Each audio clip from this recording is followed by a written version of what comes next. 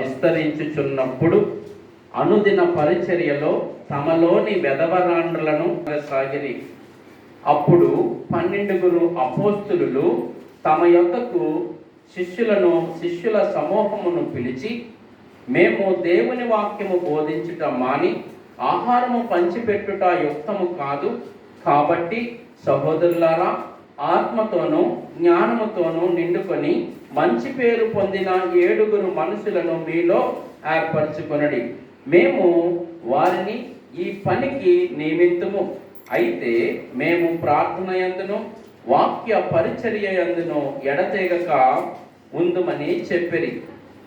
ఈ మాట జనసమూహం అంతటికీ ఇష్టమైనందున వారు విశ్వాసముతోనూ పరిశుద్ధాత్మతోనూ నిండుకొనిన వాడైన స్టెఫనును, ఫిలిప్పు, ప్రాకోరు, నికానోరు, తిమోను, యూదుల మత ప్రవిష్టుడును అంతియోకియ వాడునగు నికోలాసు అను వారిని ఏర్పరచుకొనెను. వారిని అపోస్తుల ఎదుట నిలవబెట్టింది.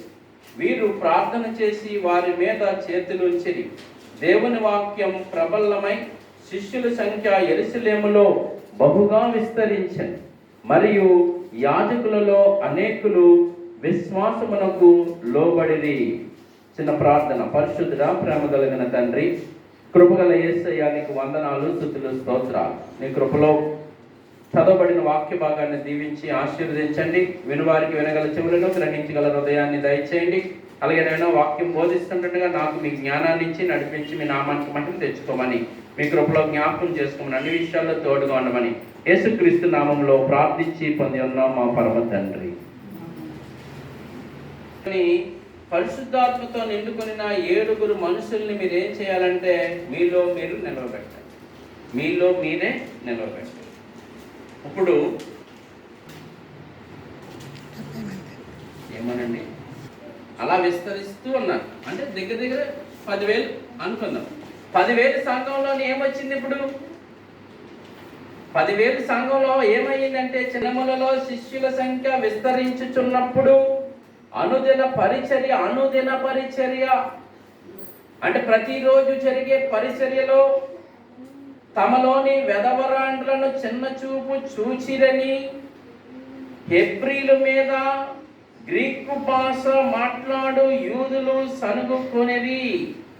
హెబ్రీలు, యూదులు అనగా 2 రకాలైన యూదులు వస్తారు. ఒకటి హెబ్రీలు, ఒకటి ఇంకోటి గ్రీకులు. వీళ్ళు ఎవరంటే మనకులాగా దేవుడిని నమ్ముకొని వచ్చిన వాళ్ళు.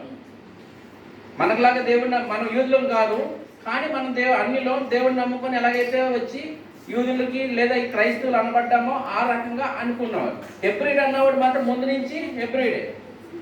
ఇప్పుడు హెబ్రీ భాష మాట్లాడేవాళ్ళు అక్కడ ఏమన్నాడు? హెబ్రీల మీద గ్రీకు భాష మాట్లాడు యూదులు చదువుకోలేదు. వీళ్ళకి ఏం కలిగిందంటే భేదాలు కలిగింది. ఇప్పుడు అసలుకి యూదులకి ఆచారం ఏంటంటే, శుక్రవారం వాళ్ళు సమాజ మందిరంలో కూడుకున్నప్పుడు కొంత డబ్బుని అక్కడ పెడతారు. పెట్టి ఆ డబ్బుని చర్చిలో ఉన్న వెధవరాండ్రులకు లేదా అసలుకి ఏమీ లేని సపోర్ట్ లేని వాళ్ళకి ఆ డబ్బుని ఏం చేస్తారంటే ఇస్తూ ఉంటారు అన్నమాట. ఇక్కడ వీళ్ళని చిన్న చూపు చూశారు. ఎవరిని? ఈ యొక్క వెధవరాండ్రులను చిన్న చూపు చూచిరి అని అక్కడ మొదలయ్యి అక్కడ సనుగుడు మొదలైందండి. చర్చిలో సంఘంలో ఏం జరిగింది? అది బయటే కాదు, అది చర్చిలోకి వచ్చేసింది. ఇప్పుడు ఆ సనుగుడు ఎన్నాళ్ళు బయట ఉండేది, ఆ సనుగుడు ఎక్కడికి వచ్చింది? ఇప్పుడు చర్చిలోకి వచ్చింది. చర్చిలోకి తీసుకురావచ్చా ఉన్నారంట. వీళ్ళు ఏం చేస్తున్నారండి? సనుక్కుంటున్నారు. వాళ్ళని ఎలా చూస్తున్నారంటే చిన్న చూపు చూస్తూ ఉన్నారు. సంఘంలో వాటి విషయాలు ఏమైపోవాలి, మనం తగ్గిపోవాలి అని చెప్తున్నాడు. అంటే ఇక్కడ మనం ఆలోచన చేస్తూ ఉంటుంటే వీళ్ళు ఏం చేస్తున్నారంటే, చూడండి, వీళ్ళు యోధా ప్రజల్లో గ్రీకు యూదులకు, అరబిక్ భాష మాట్లాడే యూదులకు మధ్య ఏం జరిగిందంటే ఉద్రేకం, అంటే గొడవ, సనుగుడు మొదలైంది. వీళ్ళలో ఈ సనుగుడు మొదలైంది. తర్వాత ఇది దగ్గర దాదాపు 10,000 మంది ఉన్న సంఘంలో జరిగింది. ఇప్పుడు మన సంఘాల్లో జరిగినాయి అనుకోండి,